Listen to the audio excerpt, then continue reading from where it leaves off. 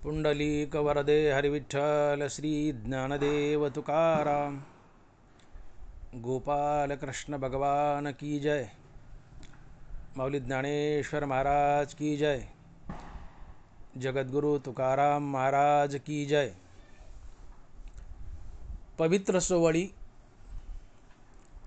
सोवळी एक तीच भूमंडळी, ज्यांचा आवडता देव अखंडित प्रेमभाव। तीच भाग्यवंते सरती पुरती धनवित्ते, ज्यांचा आवडता देव अखंडित प्रेमभाव। तुका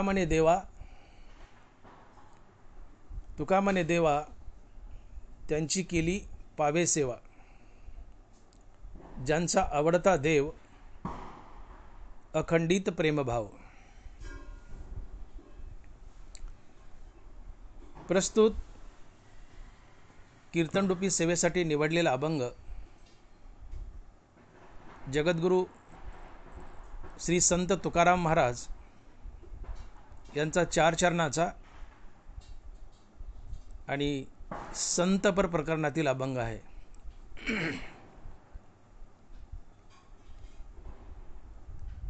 पवित्र सोवळी एक तीच भूमंडळी, ज्यांचा आवडता देव अखंडित प्रेमभाव। तुकोबराय अभंगाच्या पहिल्या चरणात म्हणतायत, पवित्र सोवळी तीच एक भूमंडळी।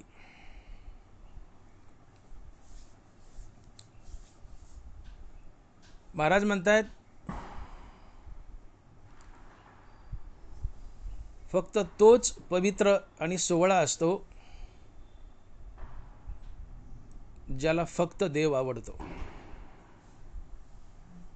फक्त तोच पवित्र आणि सोवळा असतो ज्याला फक्त देव आवडतो। आणि मग ज्याला फक्त देवच आवडतो, इतर काही आवडत नाही, असा संत असतो। आणि म्हणून सहजच सिद्ध होतं की फक्त संतच पवित्र सोवळी असतात, दुसरं कुणी नाही। आणि म्हणून तुकोबरायांनी चकारात्मक सांगितलंय की पवित्र सोवळी एक तीच भूमंडळी, अर्थात फक्त संतच पवित्र आणि सोवळी असतात, इतर दुसरं कोणी नाही। का? तर संतांना फक्त देवच आवडतो, इतर दुसरं काहीही आवडत नाही। याची साक्ष तुकोबराय देत आहेत। महाराज लिहित आहेत, विषय तो त्यांचा झाला नारायण, नावडे धनजन माता पिता। विषय तो त्यांचा झाला नारायण, ज्यांना धन जन माता पिता काही आवडत नाही, फक्त आवडतो तो एकटा नारायण, एकटा देव। आणि म्हणून तुकोबाराय म्हणतात की ज्यांचा आवडता देव, ज्यांना फक्त नारायणच आवडतो, देवच आवडतो, फक्त तीच संत असतात। आणि अशी संत पवित्र असतात, सोवळी असतात। तुझी आन वाहिन गा देवराया, बहु आवडसी जीवापासून या। तुकोबराय, देवा मी तुझी शपथ घेऊन सांगतो की तू मला माझ्या प्राणापेक्षाही जास्त प्रिय आहेस। अर्थात संतांना फक्त देवच आवडतो, आणि ज्यांना देव आवडतो, ज्यांना फक्त देवच आवडतो, ते पवित्र असतात, सोवळे असतात। तात्पर्य, या भूमंडळी, या पृथ्वी तलावर फक्त संतच पवित्र आणि सोवळे असतात, इतर दुसरं कोणीही नाही। का बरं तुकोबराय संतांनाच पवित्र सोवळं का म्हणतायत? तर याचं कारण संतांचा अहंकार गेलेला असतो. संतांचा अहंकार गेलेला असतो आणि म्हणून फक्त संतच पवित्र आणि सोवळी असतात. ज्यांचा अहंकार गेलाय फक्त तीच पवित्र आणि सोवळी असतात. अहंकार जाणं हीच खरी पवित्रता असते. अहंकार जाणं हीच खरी पवित्रता असते. आणि म्हणून तुकोबाराय संतांनाच पवित्र सोवळी म्हणतात, कारण संतांचा अहंकार गेलेला असतो आणि ज्याचा अहंकार गेलाय फक्त तोच पवित्र सोहळा असतो. आणि म्हणून फक्त संतच पवित्र आणि सोवळी असतात, इतर दुसरं कोणी नाही. अहंकार जाणं हीच खरी पवित्रता आहे. तुकोबरा एका अभंगातून बोलतायत, महाराज लिहितायत, शरीर दुःखाचे कोठार, शरीर रोगाचे भांडार, शरीर दुर्गंधीची थार, नाही अपवित्र शरीरायसे. तुकोबाराय म्हणतात की या जगामध्ये सर्वात अपवित्र जर काय असेल तर ते आहे मनुष्याचं शरीर. नाही अपवित्र शरीर आयसे. शरीर दुःखाचे कोठार, शरीर रोगाचे भांडार, शरीर दुर्गंधीची थार, नाही अपवित्र शरीर आयसे. अर्थात जगामध्ये सगळ्यात अपवित्र काय आहे तर मनुष्याचं शरीर. का बरं? हे कशामुळे अपवित्र आहे? मनुष्याचं शरीर अपवित्र कशामुळे आहे? तर मनुष्याचं शरीर या शरीरात असलेल्या मलमूत्रामुळे किंवा रक्तमांसामुळे अपवित्र नाही आहे. तर मनुष्याचं शरीर या शरीरात असलेल्या अहंकारामुळे अपवित्र आहे. मनुष्याचं शरीर या शरीरात असलेल्या अहंकारामुळे अपवित्र आहे. कारण अहंकार सर्व विकारांना जन्म देतो. अहंकार हा सर्व विकारांचा आजोबा आहे.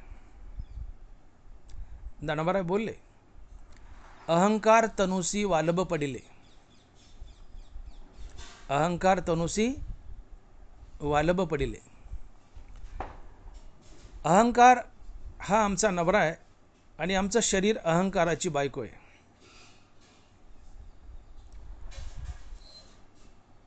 बाईला तर नवरा असतोच लौकिक जीवनातला, पण बाईलाही अहंकार एक नवरा असतो आणि पुरुषालाही अहंकार हा नवरा असतो. मग तुम्ही बाई असा की पुरुष असा, अहंकार आमचा नवरा आहे आणि आमचं शरीर अहंकाराची बायको आहे. अहंकार तनुसी वालभ पडिले. आणि या अहंकार रूपी नवरा आणि शरीर रूपी बायको या दोन नवरा बायकोपासून एक इच्छा नावाची मुलगी जन्माला येते. ज्ञानोबा लिहित आहेत, ते तर इच्छा कुमारी झाली, ते तारुण्याच्या भरा आली, मग द्वेषेशी मांडली वराडिक. तया दोघास्तव जन्माला, ते तर द्वंद्व मोह झाला, तो आजेयाने वाढविला अहंकारे. अहंकार हा नवरा आणि शरीर, आमचं शरीर ही बायको, या दोन नवरा बायकोपासून इच्छा नावाची मुलगी जन्माला आली. ही इच्छा तरुण झाली, मग या इच्छेचं द्वेषासोबत लग्न झालं आणि इच्छा आणि द्वेष या दोन नवरा बायकोपासून द्वंद्व आणि मोह जन्माला आला आणि त्यांचं पालनपोषण अहंकारानं केलं. आणि म्हणून अहंकार या सर्व विकारांचा आजोबा आहे. इच्छा, द्वंद्व, मोह, काम, क्रोध, लोभ, मद, मोह, मत्सर आणि इतर जे काय असतील, हे सर्व विकार अहंकाराच्या पोटी जन्म घेतात आणि अहंकारच यांचं पालन पोषण करतो. आणि म्हणून अहंकाराला ज्ञानोबा आजोबा म्हणतायत.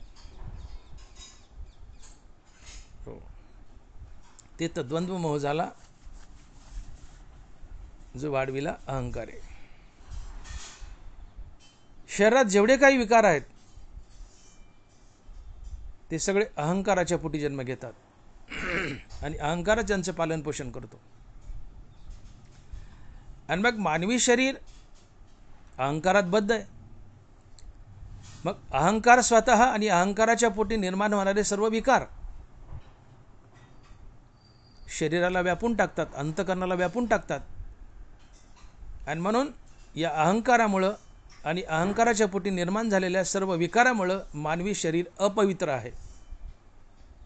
ना की यात असलेल्या मलमूत्रामुळे आणि रक्तमांसामुळे.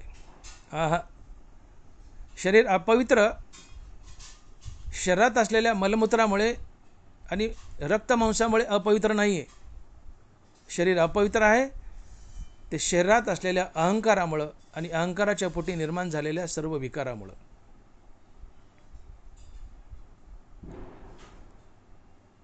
आणि म्हणून तुकोबाराय मानवी शरीराला अपवित्र म्हणतात.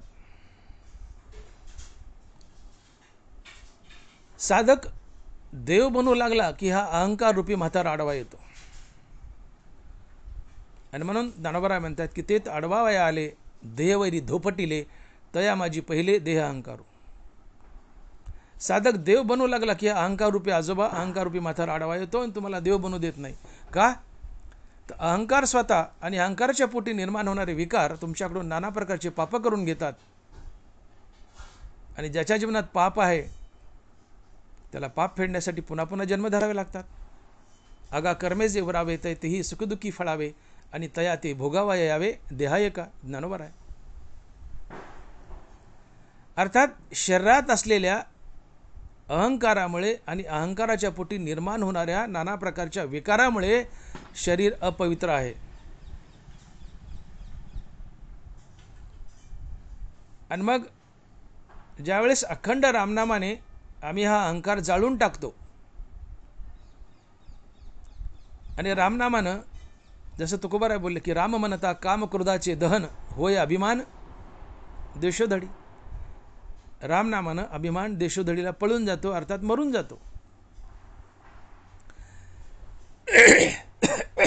अखंड रामनामानं तुम्ही अहंकार जाळला की अहंकाराच्या पोटी निर्माण होणारे विकारही जळून जातात, नाहीसे होतात. मग रामनामानं अहंकार गेला आणि सर्व विकारही गेले की तुमचं शरीर आपोआप पवित्र होतं. तुमचं शरीर पवित्र होतं. रामनामानं ज्यांनी अहंकार जाळलाय त्याचं शरीर पवित्र होतं आणि ज्याचा अहंकार गेलाय तो संत असतो. आणि म्हणून तुकोबाराय बोलतायत की अहंकार गेला तुका म्हणे देव झाला. अहंकार गेला तुका म्हणे देव झाला. आणि म्हणून या तिन्ही महासंतांना मोक्षाची जी व्याख्या केली आहे तर अहंकारासहित मनाचा मनपणा नाहीसा होणं हाच मोक्ष असतो. अहंकारासहित मनाचा मनपणा नाहीसा होणं हाच मोक्ष असतो. तुकोबाराय बोलले अहंकार गेला तुका म्हणे देव झाला. ज्ञानोबाराय तसे मनपण मुद्दल जाये मग अहंभावाधिक के आहे म्हणून शरीरेची ब्रह्म होय अनुभवितो. मनच मुद्दल मेले तर मनाच्या आत वास करणारा अहंकार कसा टिकेल? तोही मरेल. जसं गरोदरबाई मेली की तिच्या पोटात असलेला गर्भ आपोआप मरतो, त्याला वेगळं मारायची गरज नसते.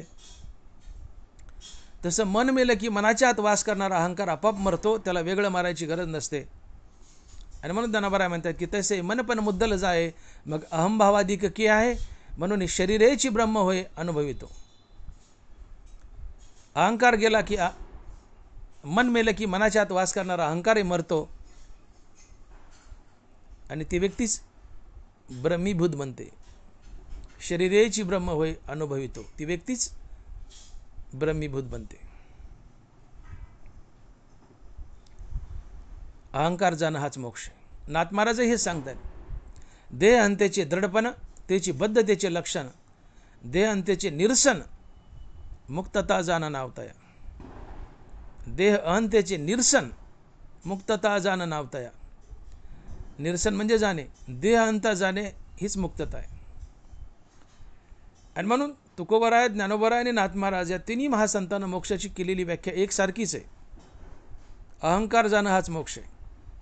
अर्थात अहंकारासहित मनाचा मनपणा नाहीसा होणं हाच मोक्ष असतो. आणि मग मानवी जीव अहंकारात बद्ध आहे. मी आणि माझं म्हणतो. मानवी जीव अहंकारात बद्ध आहे. तर अखंड रामनामानं ज्यावेळेस तुम्ही हा अहंकार जाळून टाकता, त्यावेळेस अहंकार जातो आणि अहंकाराच्या पोटी निर्माण होणारे नाना प्रकारचे विकारही निघून जातात. आणि मग अहंकार आणि इतर सर्व विकार तुमच्या शरीराला सोडून गेले की तुम्ही मुक्त होता आणि तुमचं शरीर पवित्र होतं. आणि असा महात्मा संत असतो. आणि म्हणून तुकोबाराय म्हणतात की पवित्र सोहळी एक तीच भूमंडळी. अर्थात फक्त संतच पवित्र आणि सोहळी असतात, इतर दुसरं कोणीही नाही. संतच का पवित्र असतात आणि सोहळे असतात? तर याचं कारण संतांचा अहंकार गेलेला असतो आणि म्हणून ती पवित्र असतात, सोहळे असतात. अहंकार गेला, विकार गेला, तुम्ही मुक्त झाले. जो मुक्त झाला तो संत आहे. आणि म्हणून फक्त संतच पवित्र आणि सोहळे असतात, इतर दुसरं कोणीही नाही.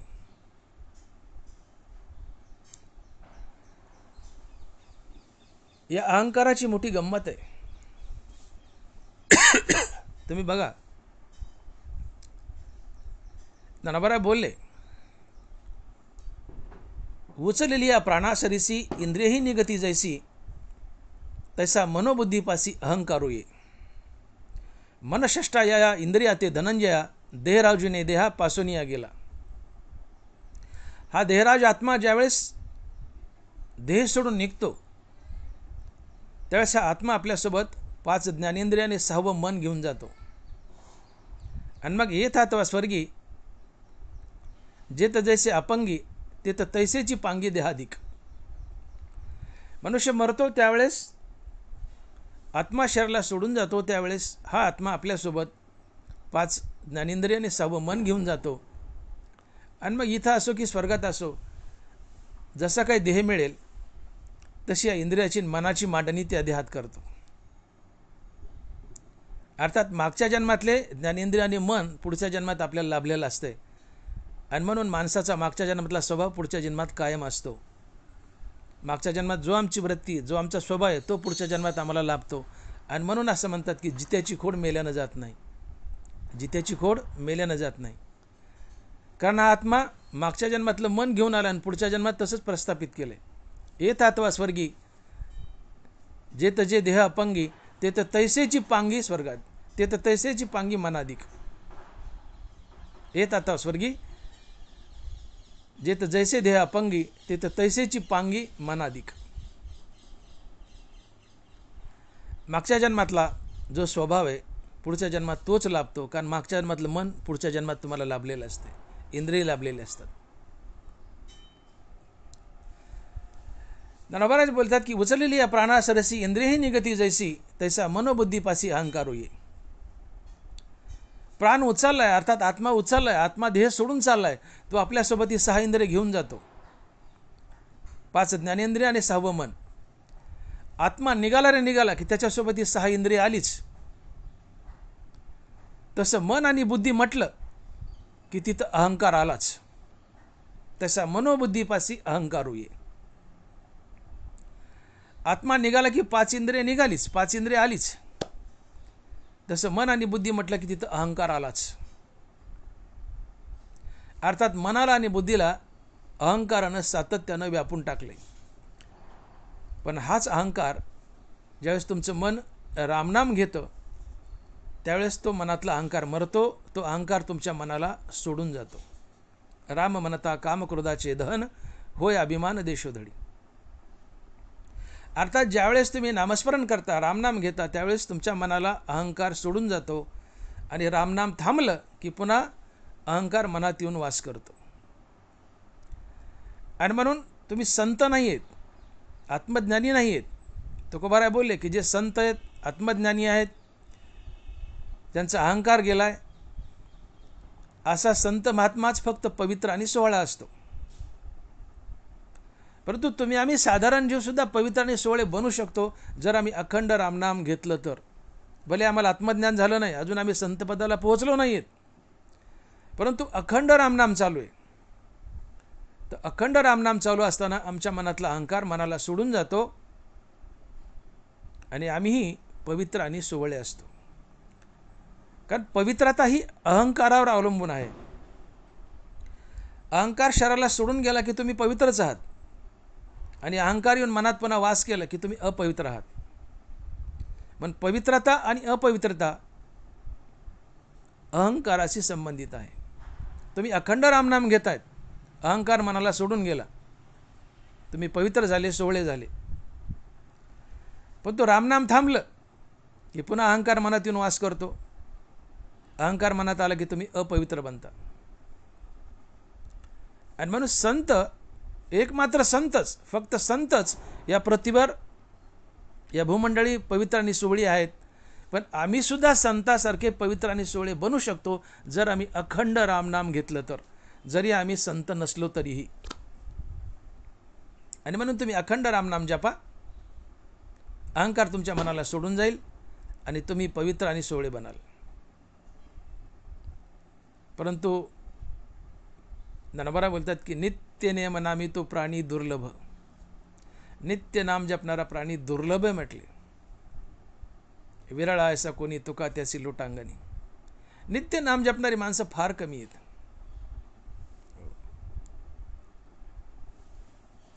तुका म्हणे सोपे आहे सर्वावनी, विरळा तो धनी घेत असे. नाम सोपं आहे पण घेणारे कमी आहेत. नित्य नामधारक कमी आहेत आणि म्हणून ती पवित्र नाहीत. का नित्य नाम नाही, अहंकार मनात वास करतो. अहंकार मनात आलं की तुम्ही अपवित्र झाले.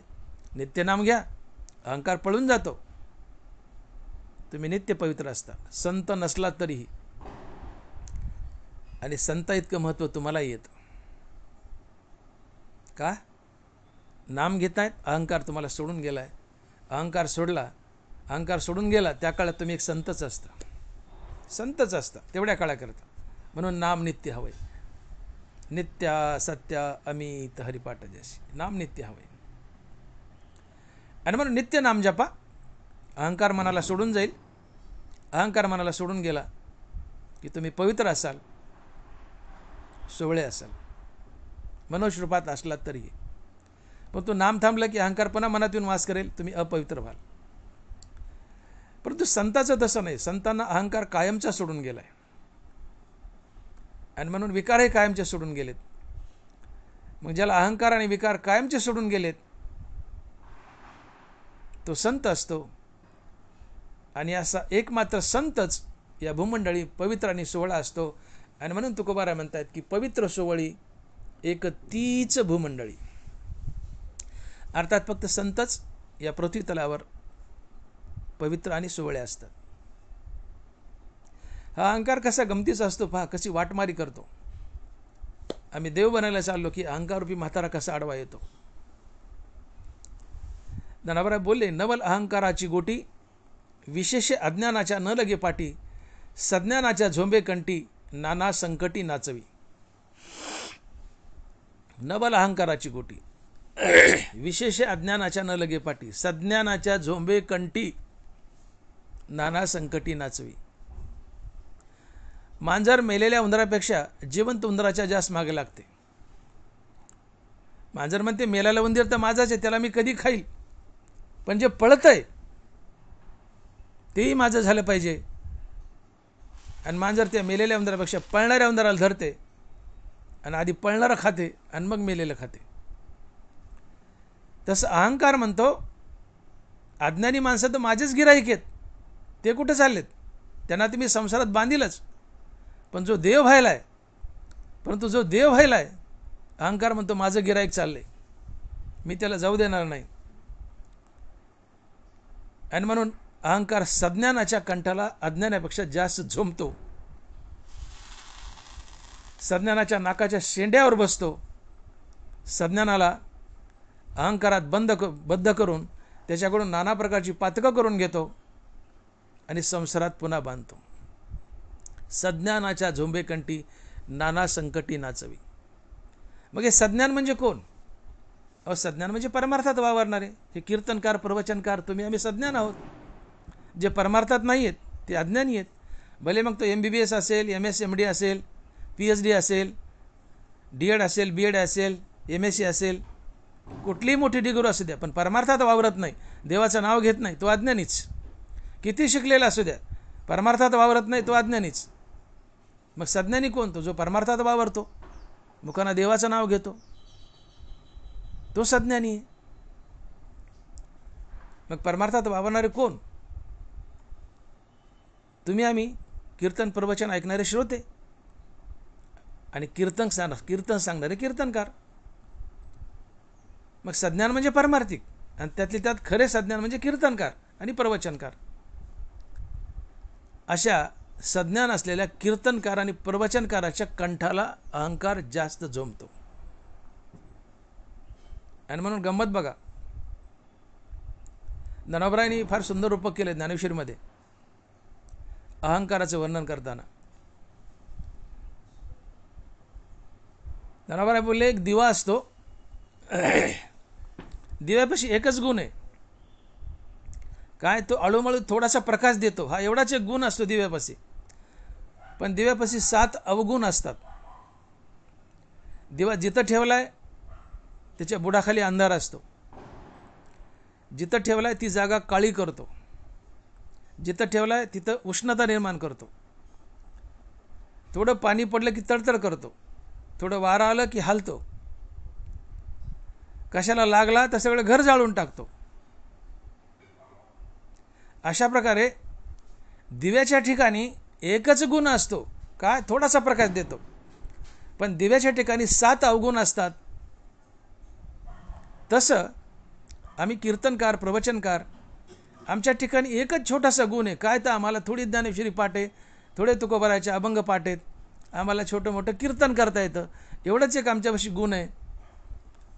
पण अवगुण टोपल्यानं भरलेत, अहंकार टोपल्यानं भरलाय. आमची कीर्तनकाराची, प्रवचनकाराची आखड बघावी. ते पॉश पांढरे शुभ्र कपडे, ती खळ केलेली कडक टोपी, ते आमचं चालणं, तो झटका, ते बोलणं, ती आखड. सज्ञानाच्या झोंबेकंठी. मनुष्य जितका जितका ज्ञानी असेल तितका तितका तो लवचिक असतो, समाजापुढं वागतो, झुकतो. तो अलौकिक होत नाही, तो लौकिकात लौकिकासारखा वागतो. का फळली या तरूची शाखा, सहजे भूमीशी उतरे देखा, तसे जीव मात्र असे का खालावे तिथे. मनुष्य खरा ज्ञानी असावा, तो समाजाचा होऊन राहतो, समाजाचा बनतो, समाजात मिसळतो, समाजापुढे वागतो, झुकतो, फळाने भरलेल्या फांदीसारखा. पण थोडंसं ज्ञान आहे तर मनुष्य आखडतो.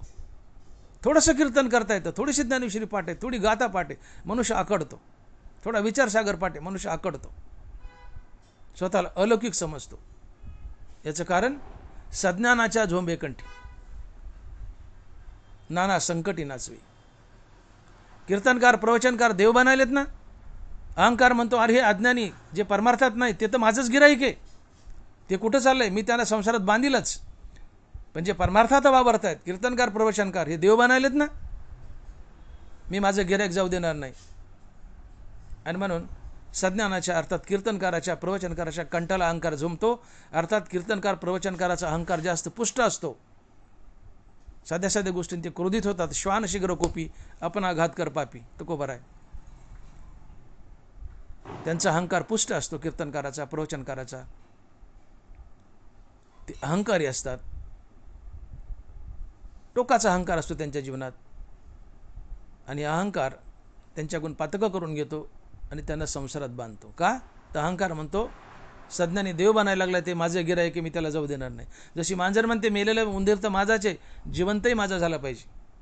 म्हणून मेलेल्या उंदरापेक्षा मांजर जिवंत उंदराच्या मागे धावते आणि त्याला पकडते आणि खाते. तसं अहंकार, माया म्हणते की अज्ञानी तर माझाच गिराईक आहे, पण सज्ञानी माझं गिराईक झालं पाहिजे, त्याला मी देव बनवू देणार नाही. म्हणून अज्ञानापेक्षा सज्ञानाच्या जास्त कंठाला झोंबते, त्याला नाना संकटात नाचवते आणि संसारात बांधते. आणि हा सज्ञानी असतो परमार्थिक, अर्थात कीर्तनकार आणि प्रवचनकार. आणि म्हणून कीर्तनकार प्रवचनकाराचा अहंकार जास्त पुष्ट असतो.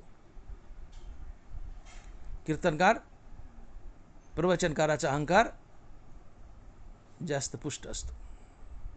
आणि म्हणून आम्हाला जागा होण्याची गरज आहे. आणि म्हणून आम्ही निरंतर नामस्मरण जर घेतलं तर नाम घेत असताना आमच्या मनाला अहंकार सोडून जातो आणि तेवढ्या काळाकरता आम्ही सुद्धा पवित्र आणि सोवळी बनलेला असतो. आम्ही छोटे मोठे संतच असतो जरी आत्मज्ञान झालं नाही तरी. तुकोबाराय बोलतात, सर्व काळ नामचिंतन मानसी समाधान मनासी समाधी हे. हो, चालता बोलता न मोडे समाधी. निळोबाराय. निरंतर नामस्मरण जर असेल तर तुम्हाला अहंकार सोडून गेलेला असतो. तुम्ही समाधी अवस्थेत असतात. एक छोटे मोठे संतच असतात. विपाय आठवीला चित्ता तरी दे आपली योग्यता, हे असं होता ते प्रशंसिता लाभोवाती. ज्ञानोबाराय. सहज ज्ञानदेव तुकाराम म्हणलं तर तेवढ्या काळाकरता ज्ञानदेव तुकाराम त्यांचं संतपद तुम्हाला देतात. आणि अतिप्रेमानं ज्ञानदेव तुकाराम जर आयुष्यभर आणि सतत घोकलं तर ते तुम्हाला कायमचं संतपद देतात. तुम्ही संतपदाला आत्मज्ञानाला नसले पोहोचले तरी केवळ एका हरिनामाच्या बळावर. सर्व काळ नामचिंतन मानसी समाधान मनासी समाधी हे. चालता बोलता न मोडे समाधी. नामस्मरणाच्या बळावर आत्मज्ञान नाही झालं तुम्हाला तरी नामस्मरणाच्या बळावर तुम्ही संतच असता. तुमचा अहंकार गेलेला असतो. मुखात नाम आलं की अहंकार हृदयाला सोडून जातो आणि नाम थांबलं की पुन्हा अहंकार हृदयात येऊन थांबतो. उचललेली या प्राणा सरेसी इंद्रियही निगती जैसी तसा मनोबुद्धीपाशी अहंकार होईल. निरंतर नाम घ्या, अहंकार मनाला सोडून जातो. नाम थांबलं की अहंकार पुन्हा मनात येतो आणि तुमचं पतन करतो. आणि म्हणून तुकोबाराय जे म्हणतात की पवित्र सोवळी एक तीच भूमंडळी. तुकोबाराय सांगतात की फक्त आणि फक्त संतच या पृथ्वीतलावर पवित्र आणि सोहळे असतात. परंतु तुम्ही आम्ही साधारण माणसं संत पदाला नाही पोहोचलो, आम्हाला आत्मज्ञान नाही झालं तरीही आम्ही पवित्र आणि सोहळी बनू शकतो हरिनामाच्या बळावर. कारण हरिनाम जर निरंतर घेतलं तर अहंकार मनाला सोडून जातो. हरिनाम थांबलं की अहंकार पुन्हा मनात येतो. मग निरंतर नाम घ्या ना. अहंकार सोडून गेला. अहंकार जेव्हा सोडून गेला तुम्ही तेव्हा पवित्र आहेत, सोहळी आहेत, तुम्ही संत आहेत. आणि म्हणून अंतकरणाची शरीराची पवित्रता सोहळेपणा हा पूर्णतः अहंकारावर अवलंबून आहे, ना की शरीरात असलेल्या मलमूत्रावर आणि रक्तमासावर. आणि म्हणून मी बोलून गेलो की तुकोबाईने शरीराला अपवित्र म्हटलंय. या विश्वात सगळ्यात अपवित्र काय तर मानवी शरीर म्हणतायत. तुकोबाराय बोलले की नाही अपवित्र शरीर आहे. मानवी शरीर सगळ्यात अपवित्र आहे. का तर शरीरात अहंकार वास करतो आणि नाना प्रकारचे विकार वास करतात, म्हणून शरीर अपवित्र आहे. शरीरात मल आहे, मूत्र आहे, रक्त आहे, मांस आहे, यामुळे शरीर अपवित्र नाही आहे. तर शरीर अपवित्र आहे ते कशामुळं? शरीरात वास करत असलेल्या अहंकारामुळं, नाना प्रकारच्या विकारामुळं. अहंकारामुळे शरीर अपवित्र आहे. मग तुम्ही निरंतर रामनामानं अहंकार जाळला की शरीर पवित्र होतं. अहंकार जाळला की तुम्ही मुक्त होता. अहंकार जाळला की तुम्ही संत बनता. आणि म्हणून तुकोबाराय असं सांगतात की या भूमंडळी, या पृथ्वी लोकात फक्त आणि फक्त संतच पवित्र आणि सोहळे असतात, इतर दुसरं कोणीही नाही. आणखीन एक दुसरं चिंतन असं म्हणता येईल की या विश्वात सर्वात पवित्र जर काय असेल तर ते आत्मज्ञान. ज्ञानोबा बोलले, ज्ञानाची पवित्रता ज्ञानाची आधी. ज्ञानाची पवित्रता ज्ञानाची आधी. या जगात सर्वात पवित्र काय असेल तर ते आहे आत्मज्ञान. अमृताची चवी निवडीजे ते अमृतासारखीच म्हणीजे, तसे ज्ञान हे उपमिजे ज्ञानासीच. अमृतासारखं गोड काय तर अमृतच, तसं ज्ञानासारखं पवित्र काय तर ज्ञानच. ज्ञानाची पवित्रता ज्ञानाची आधी. ऐसे जे ज्ञान पवित्र एक निधान, जे ते विटाळले मन चोक कीजे. ज्ञानोबाराय. ऐसे जे ज्ञान पवित्र एक निधान, जे ते विटाळले मन चोक कीजे. मनाला विटाळ झालाय, मनात अहंकार आहे, नाना प्रकारचे विकार आहेत. हे मन म्हणते मी देह संबंधीनं माझं आहे, हे मन विटाळलंय. या मनाचा विटाळ आत्मज्ञानानं जातो. आत्मज्ञान पवित्र आहे. हे पवित्र आत्मज्ञान मनालाही पवित्र करतं. ज्ञानोबा बोलतात, ऐसे जे ज्ञान पवित्र एक निधान, जे तर विटाळले मन चोख कीजे. तात्पर्य, आत्मज्ञान हे पवित्र आहे आणि आत्मज्ञानी संत असतात. आणि म्हणून ज्ञानोबा म्हणतात की आत्मज्ञाने चोखडी, संत जे माझी रूपडी, ते तर दृष्टी पडो आवडी कामिनी जैसी. आत्मज्ञान हे चोख आहे. चोख म्हणजे पवित्र. आत्मज्ञान हे चोखडी, चोखडी म्हणजे पवित्र. आत्मज्ञान पवित्र आहे. ऐसे जे ज्ञान पवित्र एक निदान. आपण पाहिलं, ज्ञानाची पवित्रता ज्ञानाची हाती. अर्थात आत्मज्ञान पवित्र आहे. पवित्र हे चोख आहे आणि पवित्र आत्मज्ञान संतापाशी आहे. आणि मग संताला ज्ञानोबा म्हणतात की आत्मज्ञान हे चोखडी, संत जे माझी रूपडी, ते तर दृष्टी पडो आवडी कामिनी जैसी. अर्थात आत्मज्ञान पवित्र आहे. फक्त आत्मज्ञानच पवित्र आहे आणि ते संतापाशी आहे. म्हणून संतही पवित्र आहेत. आणि म्हणून तुकोबाराय म्हणतात की पवित्र सोवळी तीच एक भूमंडळी. पवित्र सोवळी तीच एक भूमंडळी. मग आता ही पवित्रता म्हणजे काय आणि हा सोवळेपणा म्हणजे काय? तर पवित्र या शब्दाचा अर्थ होतो अहंकार रहित असणं, पाप रहित असणं, दोष रहित असणं, शुद्धता, निर्मळता, स्वच्छता, साफ आणि तुमची सदाचारी वृत्ती. या सगळ्या गोष्टीला पवित्रता म्हणता येते. प्रामुख्याने पवित्रता म्हणजे तुमचा अहंकार जाणे. परंतु बाकीचे जर टोपण जोडले त्याला, तर पवित्रता म्हणजे अहंकार रहितपणा, पाप रहितपणा, दोष रहितपणा, तुमच्या अंगी असलेली शुद्धता, स्वच्छता, साफपणा, निर्मळपणा, तुमची सदाचारी वृत्ती, या सर्व गोष्टीला पवित्र म्हणतात. याला अजून सोपं केलं तर सोवळा म्हणजे जो स्वतः दोषरहित आहे तो सोवळा, आणि पवित्रता म्हणजे जो दोषरहित आहे आणि ज्याच्या दर्शनानं इतराचे दोष जातात तो पवित्र. आणि म्हणून संताकडे बोट करून ज्ञानोबा म्हणतात की जो पवित्रता तीर्थासी तीर्थरूप. ज्ञानोबा काय बोलतात 4थ्या अध्यायात ज्ञानेश्वरीच्या, की जो पवित्रता तीर्थासी तीर्थरूप. पवित्र म्हणजे जो दोषरहित आहे आणि ज्याच्या दर्शनानं इतराचे दोष जातात तो पवित्र आहे. आणि असा संत असतो. आणि म्हणून संताकडे बोट केलं ज्ञानोबा लिहित आहेत की जो पवित्रता तीर्थासी तीर्थरूप. संत पवित्र आहे आणि तीर्थाचंही तीर्थ आहे. मलिन झालेलं तीर्थ, अशुद्ध झालेलं तीर्थ संताच्या चरणाच्या स्पर्शानं पवित्र होतं. म्हणून संत तीर्थरूप आहेत, अर्थात तीर्थाचंही तीर्थ आहेत. जे पवित्रता तीर्थासी तीर्थरूप. संत तीर्थाचंही तीर्थ आहे. अशुद्ध झालेलं तीर्थ हे संताच्या पायाच्या स्पर्शानं पवित्र होतं. का तर संत पवित्र आहेत. त्या मांडक्य ऋषीच्या आश्रमामध्ये ज्यावेळेस तो पुंडलिक त्या आश्रमापाशी आला, आईवडिलाच्या गळ्याला दोरी बांधली आणि वडत घेऊन चालला होता गंगेला, काशीला, गंगेला. तर जात असताना त्यांनी एक दृश्य पाहिलं की 3 अतिशय मलिन स्त्रिया, काळाकिट्ट झालेल्या 3 मलिन स्त्रिया त्या ऋषीच्या आश्रमात शिरल्या. आणि ह्या आश्रमाच्या बाहेर होता पुंडलिक. थोड्याच वेळात त्या मलिन स्त्रिया एकदम स्वच्छ आणि सुंदर होऊन बाहेर आल्या.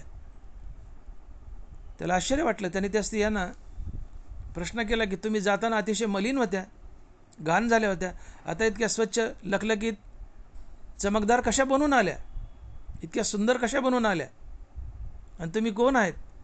तर त्यांनी सांगितलं की आम्ही गंगा, जमुना, सरस्वती या 3 नद्या आहोत. आम्ही लोकाच्या पापानं मलिन झालो होतो, घाणेरड्या झालो होतो. तर आम्ही या मांडक्य ऋषीच्या आश्रमात जाऊन ऋषीच्या पादस्पर्शानं पवित्र झालोत, पावन झालोत, शुद्ध होऊन बाहेर आलोत, म्हणून आम्ही चमकायलोत.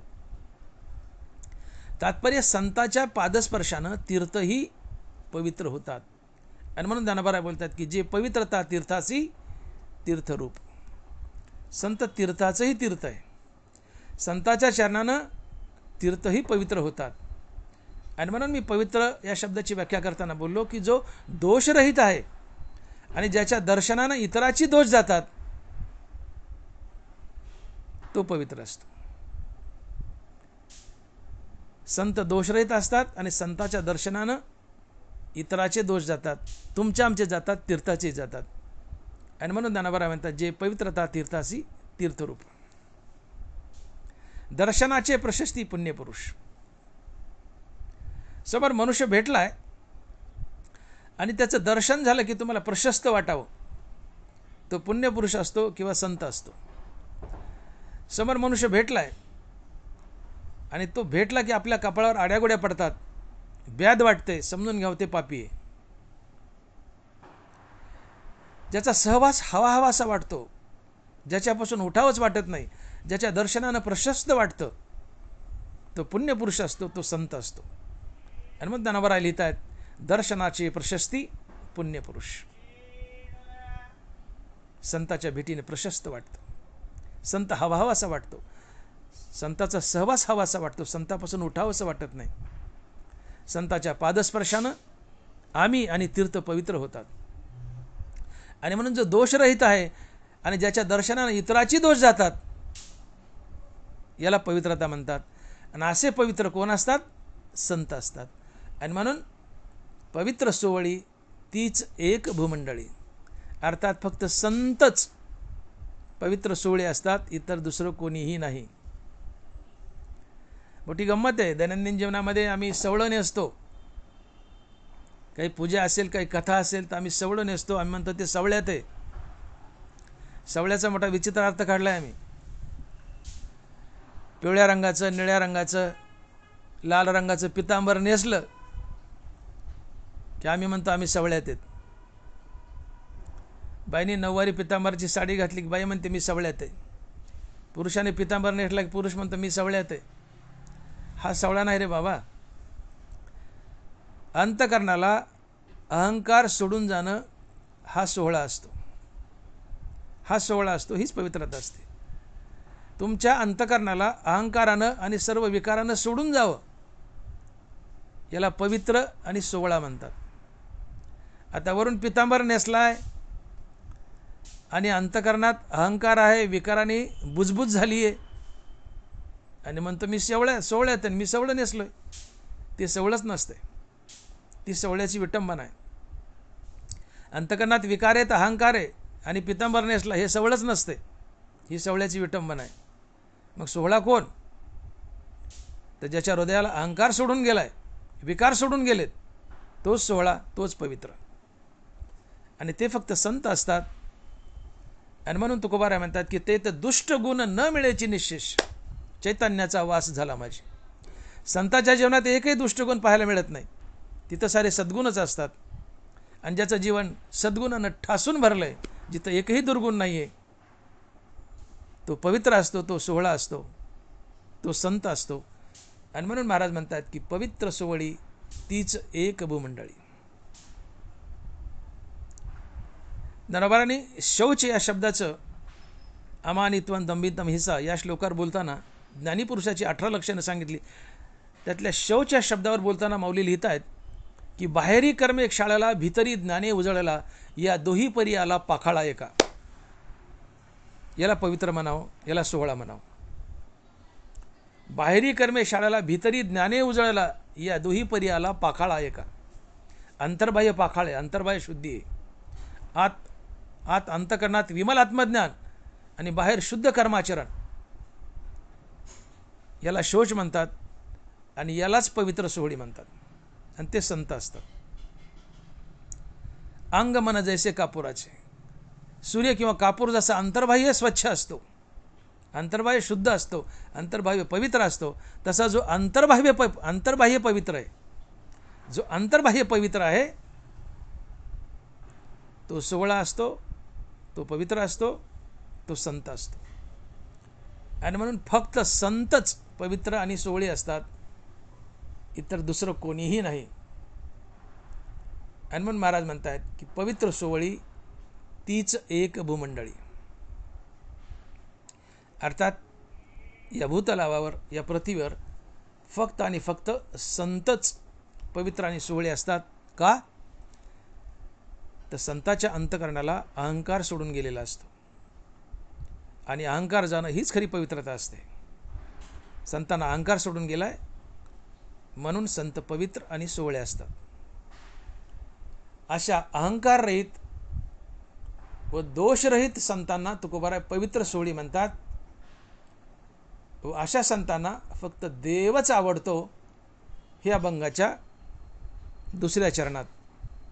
आणि महाराज लिहितात की ज्यांचा आवडता देव अखंडित प्रेमभाव.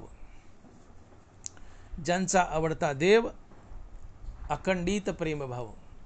ज्यांना फक्त देवच आवडतो ते संत असतात. आणि ज्यांना थोडा थोडा देवही आवडतो आणि थोडं थोडं संसारही आवडतो तो साधारण जीव असतो. ज्यांना फक्त देवच आवडतो तो संत असतो. एका देवाच्या नावाशिवाय कशाची आवड शिल्लक न राहणं, एका देवाच्या नावाशिवाय कशाची आवड शिल्लक न राहणं हे वैराग्य असतं. आणि या वैराग्याने देव भेटतो. ते हे विषय वैराग्य जे आत्मलाभाचे भाग्य येणे ब्रह्मानंदा योग्य जीव होती. एका देवाच्या नावाशिवाय कशाची आवड शिल्लक न राहणं हे वैराग्य आहे. आणि वैराग्य संतापाशी असते. आणि म्हणून संतांना फक्त एक देवच आवडतो, दुसरं काही आवडत नाही. अर्थात ज्यांना फक्त देवच आवडतो, फक्त तीच पवित्र सोहळे असतात, किंवा फक्त तीच पवित्र सोहळे असतात ज्यांना फक्त देवच आवडतो. वाईस वारसा कसंही घ्या. तात्पर्य संतांना फक्त देवच आवडतो, इतर काही आवडत नाही. आणि म्हणून मी बोलून गेलो की विषय येतो त्यांचा झाला नारायण, नावडे धनजन माता पिता. ज्यांना नारायण सोडून बाकी काहीच आवडत नाही. हो, तुझी आन वाहिन का देवराया, बहु आवडसी जीवापासून या. शपथ खाऊन सांगतो देवा, तुझ्याशिवाय मला काही आवडत नाही. आवडतो तर देवा तूच फक्त. तुकोबाराय बोलले, मृत्यूलोकी आम्हा आवडते परी, नाही एक हरी नामाविना. मृत्यूलोकात मला आवडतं देवा, पण फक्त तुझं हरिनाम, हरिनाम सोडून बाकी काहीच आवडत नाही. तुका म्हणे मज तुझ्या नामापुढे, तुच्छ हे बापुडे सकळही. तुका म्हणे मज तुझ्या नामापुढे, तुच्छ हे बापुडे सकळही. देवा तुझ्या नामापुढं हे सगळं मला तुच्छ आहे, माती मोल आहे. सोने रुपये आम्हा मृत्यके समान, माणिक पाषाण खडे जैसे. सोनियाचे निखळ आणि मातीचे ढिखळ सरिसेचे मानी. सोन्याचा 1 किलोचा गोळा आणि मातीचा 1 किलोचा ढेकळ एका नजरेने तोलतो, एका नजरेने पाहतो. अर्थात एका हरिनामाशिवाय कशाची आवड शिल्लक न राहणे हे वैराग्य असतं, हे संतपद असते. आणि याचा अर्थ ज्याला फक्त देव आणि देवाचं नावच आवडतं, फक्त तोच संत असतो. आणि असा संत पवित्र सोहळा असतो, इतर दुसरं कोणी नाही. हनुमान महाराज म्हणतात की त्यांचा आवडता देव अखंडित प्रेमभाव. ज्यांना फक्त देवच आवडतो ते संत असतात. आणि अशा संताचा भगवंतावर अखंडित प्रेमभाव असतो. अखंडित कसा भाव आहे? अखंडित. तुम्ही जर पाणी वतलं आणि तेल वतलं तर काय फरक आहे? तुम्ही अशी पाण्याची धार लावा, मधून ते धार तुटेल आणि थेंब थेंब पाणी गळेल, कधी धार कधी थेंब. पण तू तेलाची धार लावा, धार कधीच तुटत नाही, ती अखंड असते शेवटच्या थेंबापर्यंत. त्यात चोपडेपणा असतो. तेलाची धार अखंड असते, तिच्यात खंड पडत नाही. तसं संताचं भजन, संताची भक्ती, संताचा भक्तिभाव, संताचं भक्तिप्रेम हे त्या तेलासारखं अखंडित असतं. ज्यांचा आवडता देव अखंडित प्रेमभाव, त्या तेलासारखं त्यांचा प्रेमभाव अखंडित असतो. तेलाची धार अखंडित आहे, संताचा प्रेमभाव अखंडित आहे. हे प्रेम म्हणजे काय? जे दुसऱ्यासाठी जगतं ते प्रेम असतं. प्रेम स्वार्थी नसतं, प्रेम परार्थी असतं. प्रेम कधी स्वतःसाठी जगतच नाही. प्रेम सदैव दुसऱ्यासाठी जगतं. प्रेम सदैव दुसऱ्यासाठी जगतं. जे दुसऱ्यासाठी जगतं ते प्रेम, स्वतःसाठी जगतं तो स्वार्थ असतो. स्वतःसाठी जगतं ते प्रेमच नाही, दुसऱ्यासाठी जगतं ते प्रेम. एक आई आहे, जुन्या काळी बायका लहान मुलाला टोपल्यात घालायच्या, जुना काळ आपलं लहानपण, बायका टोपल्यात घालायच्या आणि शेतात खुरपायला घेऊन जायच्या, झाडाखाली टोपलं ठेवायचं, ते बाळ त्या टोपल्यात खेळायचं आणि बायका खुरपायला लागायच्या. बायका खुरपायला अडकल्या, गुंगल्या की त्या बाळाकडे दुर्लक्ष व्हायचं. अचानक एखादा नाग किंवा साप यायचा आणि त्या बाळाच्या टोपल्यावर असा फणी काढून उभा राहायचा. आणि हे दृश्य लांबून आईनं पाहिलं. आई त्या हातातलं खुरपं फेकून देते, धावत जाते आणि सापाचं मुंडकं हातानं धरते आणि आई म्हणते प्रसंगी, मला चाव पण माझ्या बाळाला वाचव, मला चाव पण माझ्या बाळाला वाचव. याला प्रेम म्हणतात. ज्याच्यावर तुम्ही प्रेम करतात त्याच्यासाठी तुम्ही आपला जीव द्यायला तयार असतात, याला प्रेम म्हणतात. घरात साध्या पालीला भिणारी आई इथं प्रसंगी सापाचं मुंडकं धरते आणि सापाला म्हणते मला चाव पण माझ्या बाळाला वाचव. याला प्रेम म्हणतात. ज्याच्यावर तुमचं प्रेम आहे त्याच्यासाठी तुम्ही जीव द्यायला तयार असता, याला प्रेम म्हणतात. रस्त्याने माय लेकरं चाललेत, समोरून वाघ आलाय, माय त्या लेकराला पाठीशी घालते, वाघाशी 2 हात करते, वाघाला म्हणते मला खा पण माझ्या बाळाला वाचव. याला प्रेम म्हणतात. ज्याच्यावर तुमचं प्रेम आहे त्याच्यासाठी तुम्ही मरायला तयार असतात, याला प्रेम म्हणतात. मग संत फक्त देवासाठीच जगतात, देवासाठी संत मरायला तयार असतात. तुका म्हणे प्राण करा देवाचे अर्पण. संताचं फक्त देवावरच प्रेम आहे, संत देवासाठी मरायला तयार असतात. याला म्हणतात अखंडित प्रेमभाव. बाकी काही आवडत नाही, विषय तो त्यांचा झाला नारायण, नावडे धन जन माता पिता, काय नको काय नको देवा, सगळं सगळं वैभव माती मोले, आता फक्त तू पाहिजे. देवासाठी मरायची तयारी, सर्वस्वाचा त्याग, फक्त देव आवडतो. याला म्हणतात अखंडित प्रेमभाव. आणि म्हणून ज्यांचा देव आवडताय आणि देवावर अखंडित प्रेम आहे असे फक्त संतच असतात. आणि अशा संतांना तुकोबाराय पवित्र सोवळी म्हणतात. दैनंदिन जीवनात तुमचं आमचं प्रेम असतं, पण संसारिक जीवनात प्रेमाची जागा सारखी बदलते. बघा ना तुम्ही, नरबाळच बोलले की पहिली बाळ दसे आईबा हेची एक पिसे, ते सरे मग स्त्री मासे भुलूनी ठाके, मग स्त्री भोगिता थावो वार्धक्य लागे येवो, मग तोची प्रेम भावो बाळकाशी आणि. एक लहान बाळ आहे 5 वर्षाचं, त्याला लहानपणी एकच पिसं असतं, आई आई आई बाबा बाबा बाबा. पहिली बाळ दसे आई बा हेची एक पिसे. त्या लहान मला पुढे एक पोतभर नोटा टाका, त्याला त्या मातीमोल वाटतात. लहानपणात एकच पिसं, आई आई आई. पहिली बाळ दसे आई बा हेची एक पिसे. लहानपणी आपलं आईवर प्रेम आहे, वडिलावर प्रेम आहे. म्हणून आईने जास्त फुगायची गरज नाही आहे, जास्त फुगायची गरज नाही. थोडा दम काढ, थोडा दम काढ, त्याला हळद लागू दे आणि त्याची सुपारी फुटू दे, संपलं. ते तुझ्यावरचं प्रेम उठलं. पहिली बाळ दसे आईबा हेच एक पिसे. लहानपणी आईवडिलावर प्रेम आहे, पण तरुणपणात हेच प्रेम उठतं आणि बायकोवर जातं.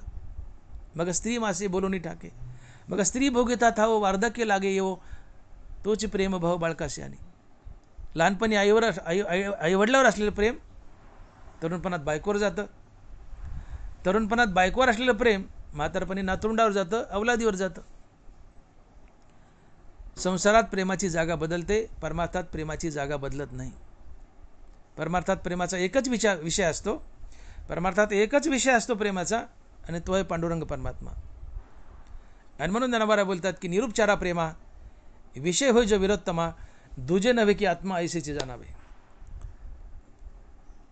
या संसारात प्रेमाची एकमात्र जागा जर काय असेल तर तो आहे आत्मा, आणि आत्मा आहे पांडुरंग, आणि तो आहे पंढरपुरात उभा. अर्थात प्रेमाची एकच जागा आहे, तो आहे पांडुरंग परमात्मा. प्रेमच करायचं देवावर करा, संसारावर आणि संसारी जीवावर नाही. ते आपले नसतातच. आपला कोण असतो तो फक्त पांडुरंग असतो. आणि म्हणून अखंड प्रेम करायचं ते पांडुरंगावर करा, आणि संत पांडुरंग अखंड प्रेम करतात. आणि म्हणून तुकोबाराय लिहित आहेत की ज्यांचा आवडता देव अखंडित प्रेमभाव, देवासाठी मरायची तयारी. तुका म्हणे प्राण करा देवाचे अर्पण, अखंडित प्रेमभाव. असं भगवंतावर अखंडित प्रेमभाव असलेले संत भाग्यवंत असतात, धनवान असतात. हे तुकोबाराय अभंगाच्या 3ऱ्या चरणात सांगतात आणि महाराज लिहितात, तीच भाग्यवंते सरती पुरती धनवित्ते. तीच भाग्यवंते सरती पुरती धनवित्ते. तुकोबाराय संतांना भाग्यवंत म्हणतात आणि धनवंत म्हणतात. आता तुकोबाराय इकडे बोलतात, तुकोबारायचा अभंग तुकोबाराय इकडे म्हणतात की तीच भाग्यवंते सरतीपुरती धनवित्ते. संत सगळ्यात धनवान आहेत असं तुकोबाराय बोलतात. तुकोबारायच्या अभंगात बोलतात की आम्ही सदैव सुडके, जवळी येतात चोर धाके, जाऊ पुढे भिके कुत्री घर राखे ती. आम्ही सदैव सुडके, आम्ही कंगालेत म्हणले, आमच्याजवळ काही नाही आहे, आम्ही कंगालेत, आम्ही गरीब आहेत. एका अभंगात तुकोबाराय असं बोलतात. दुसऱ्या अभंगा म्हणतात संत सगळ्यात धनवान आहेत. बरोबर आहे. संताचा पैसा जर दिसत नसला तर फक्त संतच धनवान आहेत. का तर एका जनार्दनी भक्त देव त्यांचा अंकित दास होय. या ब्रह्मांडाचा धनी हा पांडुरंग परमात्मा संताचा चाकर असतो, संताचं दास्यत्व करतो. एकटा पांडुरंग परमात्मा नाही. तुकोबाराय सांगतायत की चक्र गदा घेऊन हरी उभा असे त्याचे द्वारी, लक्ष्मी कामारी रिद्धी सिद्धी सहित. ऐका तुकोबाराय चरण. चक्र गदा घेऊन हरी उभा असे त्याचे द्वारी, लक्ष्मी कामारी रिद्धी सिद्धी सहित. एकटा पांडुरंग चाकरी करायला जात नाही तर लक्ष्मीला घेऊन जातो. लक्ष्मी संताची चाकरी करते. लक्ष्मी कामारी रिद्धी सिद्धी सहित. मग ज्या घरामध्ये पांडुरंग परमात्मा लक्ष्मी चाकरी करते, लक्ष्मीनारायण नांदतात, रिद्धी सहित सिद्धी सहित नांदतात, ते संत गरीब कसे म्हणावेत? धन घरी पांडुरंग अभंग ते सरेना. तुकोबाराय ज्या घरात पांडुरंग नांदतो, पांडुरंग सर्वात धनवान, लक्ष्मी सहित नांदतो, त्या घरातलं धन कसं सरेल? त्या घराला आणि त्या संताला गरीब कसं म्हणावं? धन घरी पांडुरंग अभंग ते सरेना. एका जनार्दनी भक्त देव त्यांचा अंकित दास होय. चक्र गदा घेऊन हरी उभा असे त्यांचे द्वारी, लक्ष्मी कामारी रिद्धी सिद्धी सहित. काय अर्थ होतो याचा? साक्षात लक्ष्मी आणि लक्ष्मीचा पती नारायण या संतांच्या घरात चाकरी करतो, त्यांची सेवा करतो, राबतो. त्यांना धनाचं काय कमी पडेल? परंतु संतांना आता पांडुरंगाशिवाय इतर काही आवडत नाही, म्हणून लक्ष्मीचा धनाचा मोह नसतो. म्हणून त्या घरात राबणाऱ्या लक्ष्मी मातेला ते हात जोडतात. माते, तुला करायची तर सेवा कर, पण तुझ्या मोहात पाडू नको. तुझ्या मोहात पडलो तर आमचा नारायण दुरावेल. कारण लक्ष्मी नारायणच्या चरणावर बसली. आम्ही अलीकडे, लक्ष्मीमध्ये, नारायण पलीकडे. आम्ही जर लक्ष्मी स्वीकारली तर नारायण दुरावतो.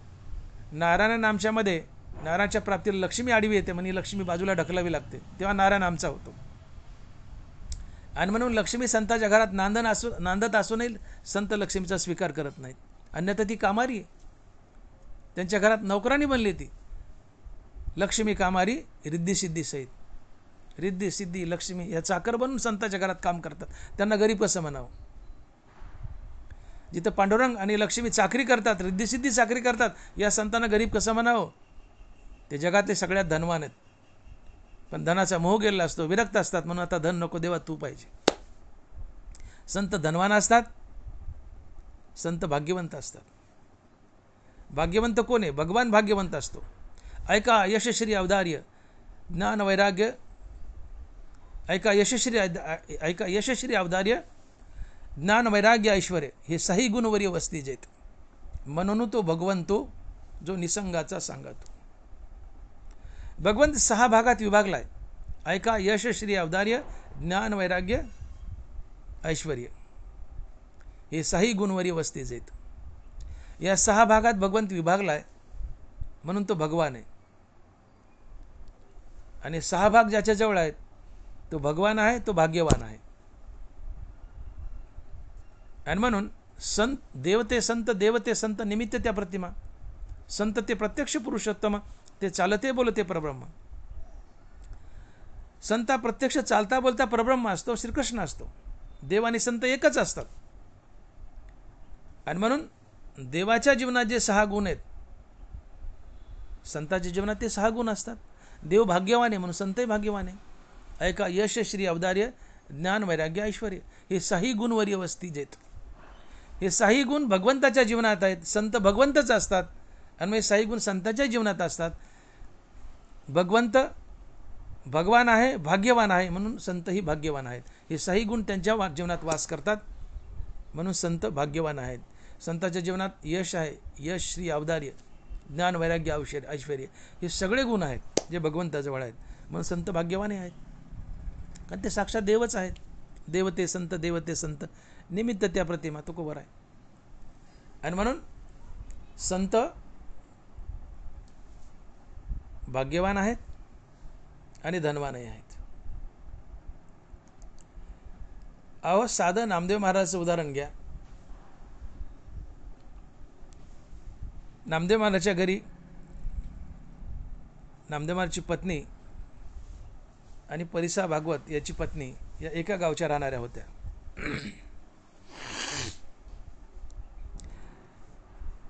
जो पांडुरंग नामदेव महाराजच्या हाताने दूध प्यायचा, नामदेव महाराजच्या हाताने जेवायचा, नामदेव महाराजचा मित्र होता पांडुरंग. म्हणून तो भगवंतू जो निसंगाचा सांगातो. नामदेव महाराज निसंग होते, विरक्त होते, आणि देव विरक्ताचा मित्र असतो. अर्थात पांडुरंग नामदेव महाराजचा मित्र होता. पांडुरंग नामदेव महाराजचा मित्र होता. मग पांडुरंगाचं रोज नामदेव महाराजच्या घरी येणं जाणं आहे. नामदेव महाराजचा पांडुरंग मित्र आहे. तर नामदेव महाराजांनी पांडुरंगाकडे काही मागून घेतलं असतं, पांडुरंगाने दिलं नसतं का? विश्वाचा धनी आहे. पण संत देवाचे मिंदे होत नाहीत, काही मागत नाहीत, देवाला देतात. दिवाळखोर नारायण यावरी बहुताचे ऋण. संत देवाकडून घेत नाहीत, देवाला देतात, देवाला मिंद करतात, ऋणी करतात. देवाला ऋणी करा, देवाकडून काही घेऊ नका, देवाला द्या. संत गरिबीत जगतात. पांडुरंगाने लक्ष्मी हात जोडून उभे असतात, घे रे बा माझ्याकडून काही, पण ते म्हणतात आम्हाला नको, तुझ्या ऋणात राहायचं नाही, तू आमच्या ऋणात राहा, तू आमच्या ऋणात दब. दिवाळखोर नारायण यावरी बहुताचे ऋण. आणि म्हणून नामदेव महाराज पांडुरंगाकडून लक्ष्मी म्हणून काही घेत नव्हते, गरिबीत जगत होते. हो, आपली भाजी भाकरी खाऊन आनंदात होते. पण नामदेव महाराजच्या पत्नीने एक दिवशी त्या परिसा भागवताच्या पत्नीकडून तो परिस आणला आणि घरात जेवढं लोखंड होतं त्याचं सोनं केलं. ते सोनं सोनाराकडे मोडलं, त्याचे पैसे आणले आणि घरात श्रीमंती स्थापित केली. नामदेव महाराज आले घरी पाहतायत ते सगळं घर बदललेलं. लकलक लकलक करू लागले का सोनं, लोखंडाचं सोनं झालं परिसामुळं, आणि सोनं म्हणून पैसा आला, घरात श्रीमंती आली. नामदेव महाराज बायकोला म्हणतात, मी आपल्याच घरात आलो का दुसऱ्याच्या घरात आहे? त्यांच्या पत्नी म्हणतात, आपल्याच घरात आलाय. ते म्हणले, तू काय केलंस? कशाने केलं? म्हणले, असं असा परिस आणलाय परिसा भागवताच्या पत्नीकडून, लोखंडाचं सोनं केलं, ते मोडलं आणि मी ऐश्वर्य उभं केलंय. म्हणले, दाखव मला कसला परिस.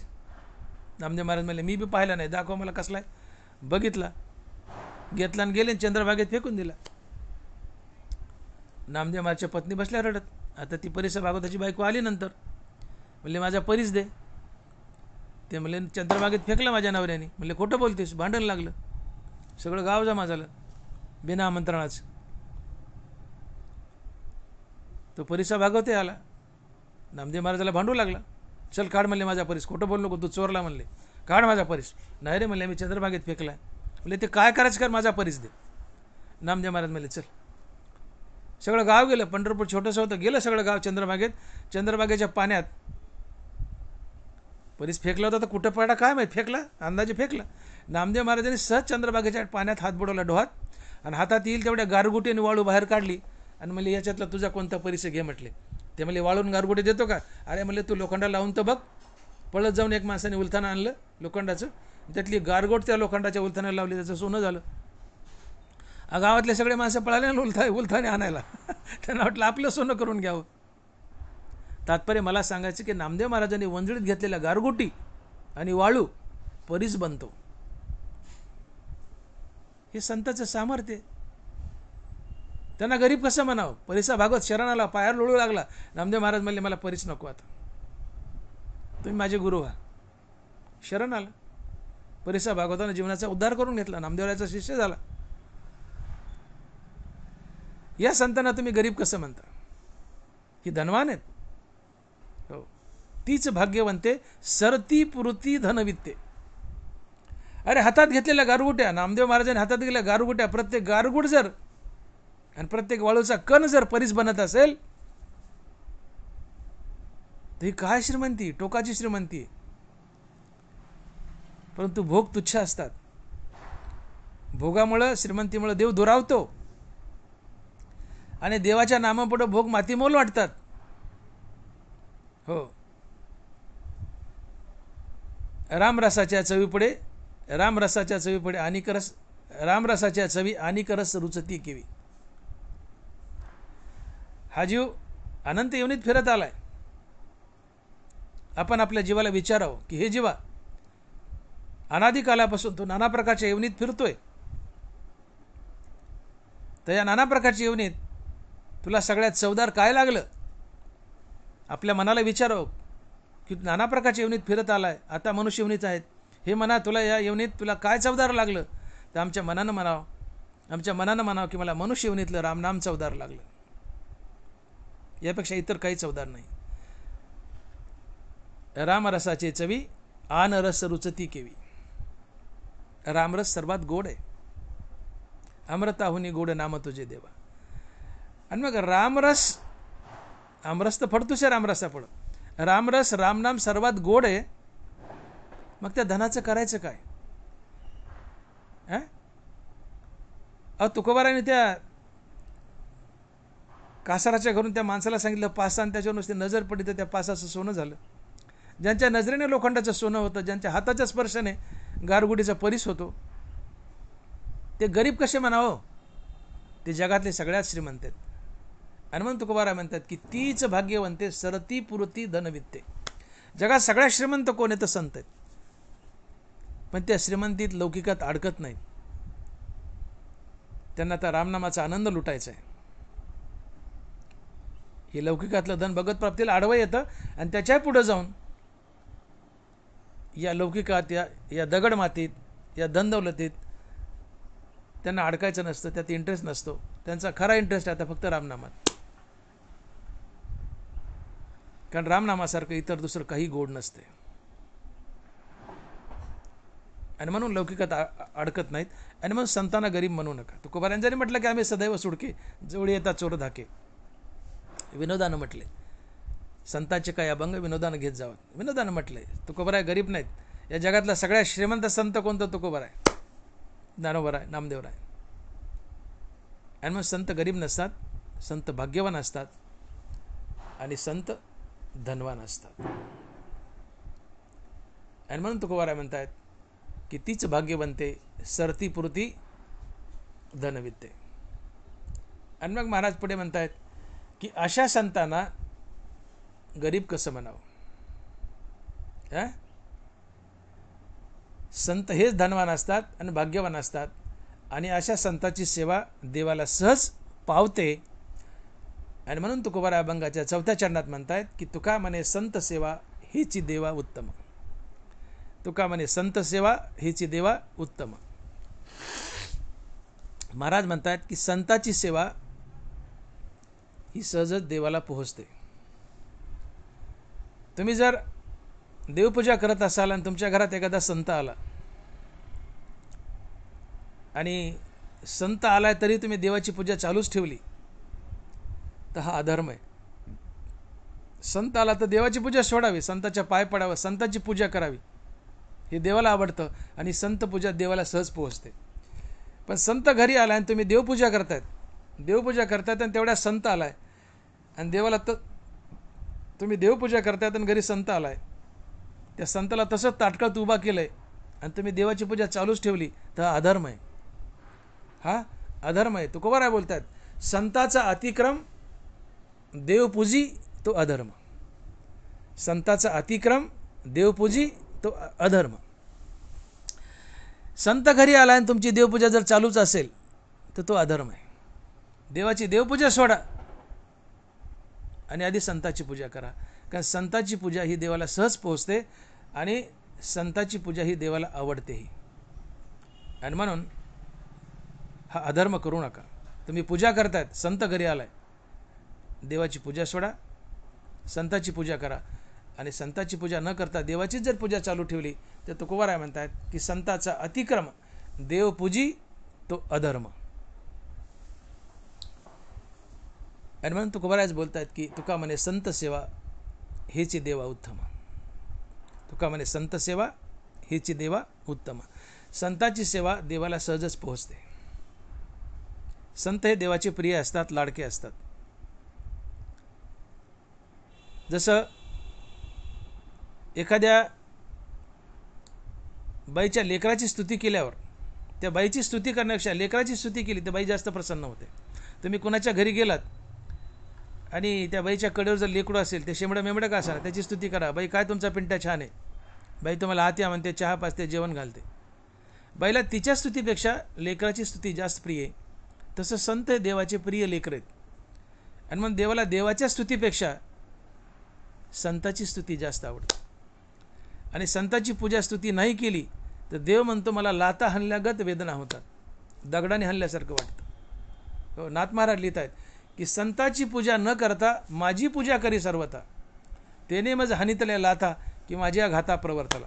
नाथ महाराज संताची पूजा न करता माझीच पूजा करत राहिले आणि संताला ताटकळत ठेवलं तर मला लाथा हाणल्यागत दुःख होतं, का माझा घात करायला तो प्रवृत्त झाला असं मला वाटतं. तात्पर्य संताची सेवा ही सहजच भगवंताला पोहोचते. संत हे भगवंताचे प्रिय आहेत. आणि म्हणून भगवंताची सेवा पूजा तर करत, ती बंधन असते करायची. पण यातला अतिरेक समजून घ्यायचा असतो की भगवंताला स्वतःपेक्षा संत जास्त प्रिय आहेत. संत देवाच्या कृपेने देवापेक्षा मोठे असतात. नवरा बोलले तसे देवाचे शक्ती पार्थ देवासी बहुती, परी मानी ही स्तुती गौरव असे. अर्जुन कृष्णाच्या कृपेनेच कृष्णापेक्षा जास्त बलवान होता. आणि भगवान कृष्णाला आवडायचं की माझा अर्जुन माझ्यापेक्षा जास्त बलवान आहे. तसे देवाचे शक्ती पार्थ देवासी बहुती, परी मानी ही स्तुती गौरव असे. भगवान कृष्णाच्या कृपेनेच अर्जुन भगवान कृष्णापेक्षा जास्त बलवान होता.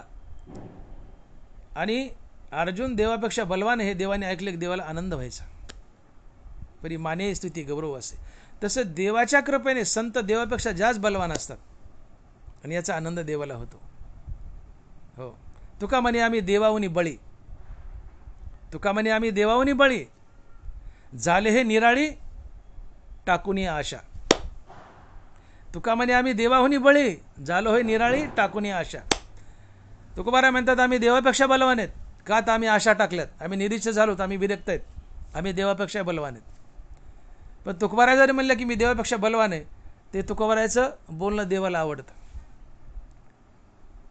कारण संत हे भगवंताचे प्रिय असतात. हो, बापापेक्षा मुलगा जास्त सरस निघला त्याचा आनंद बापाला होतो, है ना. बाप से बेटा सवाई. मुलाचं केलेलं कौतुक बापाला आवडतं, तसं संताचं केलेलं कौतुक देवाला आवडतं. आणि म्हणून संताची पूजा ही प्रत्यक्ष देवाचीच पूजा असते. संताची पूजा केली तर ती देवाला पोहोचते. आणि म्हणून तुकोबाराय म्हणतात की तुका म्हणे संत सेवा हेची देवा उत्तम. विठोबा रखुमाई, विठोबा रखुमाई.